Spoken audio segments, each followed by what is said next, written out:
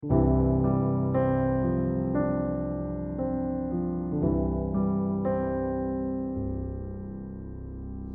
오늘도 여전히 하나님을 사랑하는 마음으로 이 자리에 함께 하시는 여러분들을 주님의 이름으로 진심으로 환영하고 사랑합니다.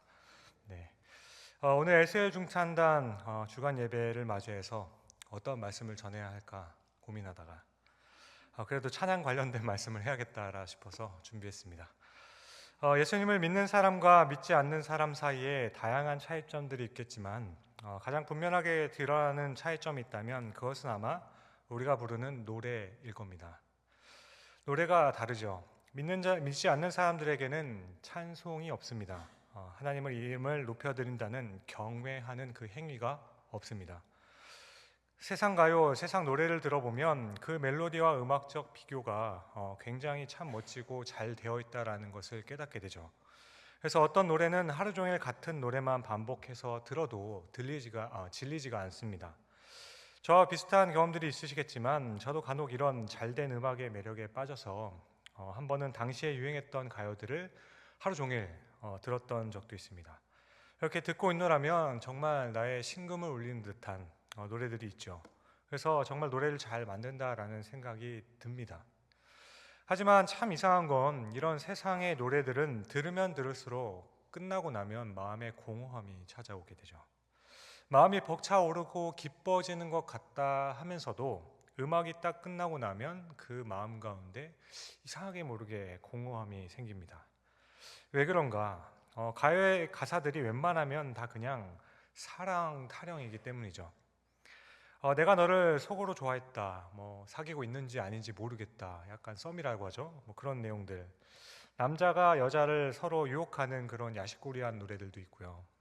사랑을 고백하는 노래도 있고, 네가 이쁘다, 참 이쁘다 이런 노래도 있고, 또 네가 어떻게 나를 이렇게 배신하니, 네가 왜 거기서 나오니 이런 노래들이 있죠. 그리고 조금 주제를 다르게 하면 나는 돈 많다, 돈 이만큼 있어 봤냐 이런 노래도 있고, 다른 사람들을 비방하는 노래들도 참 많습니다. 그러니까 듣고 있노라면 이게 과연 선한 것인가 라는 생각을 들게 되죠. 이런 노래들을 듣고 있으면 뭔가 좀 공허해지기도 하고 내가 왜 이걸 들었나 싶은 생각도 들기도 합니다. 세상 가요에는 막 진리를 찾고 구원의 길을 물으며 절대자를 추구하는 그런 진지함이 빠져 있기 때문입니다. 주어진 모든 것에 감사하고 만족하고 그런 기뻐하는 일들이 없어요. 그렇게 세상 노래 가사에는 하나님이 빠져 있기 때문입니다. 오히려 하나님을 비방하는 듯한 노래들은 굉장히 인기를 얻게 되죠. 세상 노래들은 하나님을 높이지 못합니다. 아니, 높일 수가 없습니다. 이사야 43장 21절을 보면 하나님을 찬양하도록 만들어진 우리들일진데 가요는 성도의 영혼을 근본적으로 채울 수가 없다라는 겁니다. 그래서 가요라는 것은 항상 유행가로 특정 시기에 불려지는 노래로밖에는 남지 않는 것 같아요. 아무리 좋은 노래, 아무리 잘 만든 노래를 할지라도 그 시기에 딱 맞게 반짝이고 인기를 끌고 나면 나중에는 그런 노래가 있었지, 그래 있었던 것 같아 라는 정도의 수준으로 머물게 되죠. 하지만 여러분, 찬송은 다릅니다. 찬송은 우리의 창조의 목적에 맞게 정확하게 일치하는 노래이기 때문입니다. 그러니 부를수록 우리는 영혼이 풍성해질 수밖에 없지요. 우리 찬송가를 보면 오늘 설교를 마치고도 변치 않는 주님의 사랑과를 부를 텐데 이 찬송만 보더라도 이미 1820년대의 노래입니다. 이 노래를 우리 연세 높으신 어르신들께서는 어렸을 때부터 부르셨을 것이고 오늘날 젊은이들도 이 찬양을 부를 때 전혀 이질감이 없죠. 물론 젊은 사람들은 약간 요즘 스타일로 편곡을 해서 부르기도 하지만 200년 가까이 여러 세대 여러 나라에 걸쳐서 사람들이 즐겨 부르는 한결같이 부르는 찬양입니다. 그리고 보면 제가 부흥회를 쫓아다녔을 때에도 이 변치 않는 주님의 사랑과를 이 찬양을 1절부터 4절까지 몇십 번이고 부르는데 전혀 질리지 않았던 것을 기억합니다. 오늘 1절에서 4절까지의 말씀을 보시면 이런 말씀들이 있습니다. 여호와께 감사하라. 그의 이름을 불러 아뢰라. 그가 하는 일을 만민 중에 알게 하라. 그에게 노래하라. 그를 찬양하라. 그의 모든 기이한 일들을 말하라. 그의 거룩한 이름을 자랑하라. 여호와를 구하는 자들의 마음이 즐거울지로다. 여호와와 그의 능력을 구하라. 그의 얼굴을 항상 구하라. 이 내용은 성경의 다른 부분들과 특별히 튀는 내용이 없습니다. 그렇게 이스라엘이 출애굽하고 최초의 찬송이 울려진 이래로부터 요한계시록에 나오는 천사의 찬양과 땅끝에서부터 오는 천만인이 부르는 찬양의 내용까지 모든 찬양의 내용과 고백들은 거의 같습니다. 시편의 말씀 안에서도 그렇죠. 오늘 읽은 105편의 앞장의 시작과 뒷장의 시작을 보면 거의 비슷한 찬송의 부름으로 시작됩니다. 그러나 거의 비슷하지만 찬양의 고백이 지속되면 지속될수록 마음의 울림이 더욱더 커지는 것을 우리는 발견하게 되죠. 여러분, 장례식장을 가보면 오직 기독교에서만 노래합니다. 장례식장에서 가요는 어떤 특별한 상황이 아닌 이상은 웬만하면은 잘 부를 수가 없어요. 돌잔치에서도 노래를 부르고 결혼식에서도 노래를 부르고 칠순과 팔순잔치에서도 노래를 부르지만 장례식에서는 노래를 부르지 않아요. 부를 수가 없는 겁니다. 부를 노래가 없어요. 하지만 기독교는 다릅니다. 그렇다고 죽은 영혼을 위해서 노래하는가? 그것도 아니죠. 이때도 역시나 우리는 하나님을 찬양합니다. 평소에 또는 평생의 신앙생활에 생활하는 사람들은 평생에 불러왔던 그 찬양을 그곳에서 동일하게 또 부르는 거죠. 그런데 정말로 놀라운 것은 그 찬송 때문에 가족을 상실한 그 유족들은 마음의 위로를 얻었다라는 고백이 참 많아요. 그래서 어떤 장례식장에서는 예배 때 찬송 한 번만 불렀다고 해서 왜 찬송 한 번만 부르냐고 혼내시는 분도 있습니다. 찬송을 부르면서 울고 또 울면서 은혜를 받고 은혜를 받으면서 이 가족 잃은 상실감을 극복할 수 있는 그 힘이 찬송 가운데 있게 되는 거죠. 그렇게 이 찬송에는 말로 다할 수 없는 그런 하나님의 능력이 있습니다. 그러므로 성경은 끊임없이 외치는 거죠. 여호와를 찬양하라. 하나님의 이름을 높이라. 노래하라. 계속해서 선포하고 있는 겁니다. 이렇게 오늘 읽은 말씀 1절부터 4절 말씀을 곱씹어서 한번 생각해 보십시오. 여기에 무슨 주석이 필요하고 무슨 또 설명이 필요하겠습니까? 성도가 마땅히 해야 될 성도의 본분을 하라는 그 말씀뿐이죠. 그런데 안 하는 게 문제입니다. 우리가 자꾸 왜 안 하게 될까? 왜 찬송을 할 수 없게 되는 것일까? 그것은 하나님께서 주신 이 구원의 기쁨, 그 감격이 점점 옅어지기 때문입니다. 그렇기 때문에 오늘 말씀 5절과 6절은 이렇게 말씀합니다. 그의 종 아브라함의 후손 곧 택하신 야곱의 자손 너희는 그가 행하신 기적과 그의 이적과 그의 입의 판단을 기억할지라.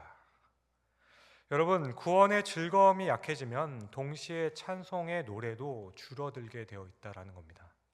찬송은 그런 의미에서 영적인 바로미터인 거죠. 내 입에서 찬송이 좀 줄어들게 되었다. 찬송을 부르는 자리에서 나는 입만 뻥끗거리고 있다. 찬송을 불렀는데 내가 무슨 찬송을 했는지 잘 기억이 안 나더라. 요즘 그런 일들이 많아졌다. 그러면 속히 내가 구원의 은혜를 가지고 있는지, 그 구원의 은혜를 감격으로 느끼고 있는지 다시 한번 점검해야 됩니다. 그리고 회복해야 해요. 내 복음의 기초를 다시금 점검하고 예수님의 십자가를 묵상하며 기도의 자리에 나와서 다시금 하나님 앞에 부르짖는 일을 회복해야 하는 겁니다. 다윗이 그랬습니다. 51편 12절에 다윗은 그 구원의 즐거움을 다시 회복시켜 달라고 고백합니다. 주의 구원의 즐거움을 내게 회복시켜 주시고 자원하는 심령을 주사 나를 붙드소서. 밧세바를 범하고 범죄한 이후에 그의 마음속에는 구원의 즐거움이 사라졌던 겁니다. 아니 어쩌면 밧세바를 범하기 이전에 내가 이미 받았던 구원의 즐거움 그 자체가 옅어져 있었을지 모르겠습니다. 영적으로 이미 둔감해져 있었고 죄에 대한 감각도 무뎌지면서 그 끔찍한 죄악들을 저질렀을지도 모르죠. 그러니 우리 입에서 찬송과 그 하나님을 높이는 감격이 메말라져가 있다면 다윗처럼 더 늦기 전에 하나님 앞에 메어 달릴 수 있기를 바랍니다. 그 구원의 즐거움을 다시 회복시켜 주시기를, 내 믿음 없음을 도와달라고 기도하면서 처음 사람을 회복하며 다시금 각자의 그 부르심, 그 달려갈 길을 달려가며 하나님을 높여드릴 수 있는 우리가 될 수 있기를 바랍니다. 그런데 여러분, 이 은혜는 사실 내가 어떻게 짜내서 만들 수 있는 은혜가 아니죠. 그야말로 전적인 하나님으로부터 오는 은혜입니다. 그리고 이 은혜는 그래서 언약 자손에게만 주어지게 됩니다. 그래서 7절 이후에는 언약이라는 말씀이 계속 등장합니다. 여기에 언약은 우리가 이 아는 약속과의 차원과 다른 것이죠. 사람과의 약속은 쌍방이 동시에 맺어야 성립을 합니다. 하지만 하나님의 언약은 하나님 쪽에서 일방적으로 맺어 주신 거죠. 하나님께서 아브라함과 맺은 언약을 생각해 보십시오. 창세기 15장을 보면 아브라함과 하나님과의 언약이 나오는데요. 고대의 언약식은 짐승을 둘로 쪼개서 그 길 양쪽에 놓고 배열해 두고 언약을 맺은 두 당사자가 고기가 나눠진 그곳을 손을 잡고 쪼개진 사이로 걸어가게 되어 있었습니다. 그래서 만약 언약을 어기게 되면 그 어긴 자는 이 둘로 쪼개진 고기처럼 내가 쪼개지겠다라는 자기저기적인 언약이 있었죠. 그렇게 아브라함은 하나님과 언약을 맺기 위해서 고기를 둘로 쪼개고 양쪽에 길을 만들었죠. 그런데 여러분, 막상 이때에 언약 의식을 할 때 그 고기 사이로 누구만 지나갔습니까? 하나님만 지나가셨어요. 창세기 15장 17절, 해가 져서 어두울 때 연기나는 화로가 보이며 타는 횃불이 쪼갠 고기 사이로 지나더라. 그러니까 하나님께서는 아브라함이 언약을 지키지 못할 것을 아셨습니다. 실제로도 이 언약식을 하고 바로 다음 장에 16장에 넘어가면 아브라함은 하나님의 약속을 믿지 못하고 여종을 통해서 이스마엘을 얻게 되죠. 이것이 사람이라는 거예요. 사람은 신실하지 못하는 것이다. 자기 스스로 구원에 이를 수 없고 자기가 아무리 짜내도 스스로 행복을 만들어낼 수 없는 존재가 바로 인간입니다. 그러나 하나님께서는 달라요. 인간은 끊임없이 실패하고 하나님께 실망감만 안겨주고 있으나 하나님께서는 자신의 언약을 끊임없이 이행해 나가십니다. 그리하여 마침내 메시아이신 예수 그리스도에 이르기까지 하나님께서는 자신의 언약을 신실하게 이루셨습니다. 새 언약의 중보자이신 예수님께서는 자신의 살을 찢고 피를 흘리심으로 새 언약을 우리에게 맺으셨습니다. 택하신 백성, 바로 우리에게 믿음을 선물로 주셨고 그 믿음으로 말미암아 우리에게 영생을 주셨습니다. 게다가 영생뿐만 아니라 로마서 8장 32절을 말씀을 보면 그 아들과 함께하는 모든 것을 우리에게 주신다 약속하고 계십니다. 하나부터 열까지 하나님께서 행하시지 않는 일이 없습니다.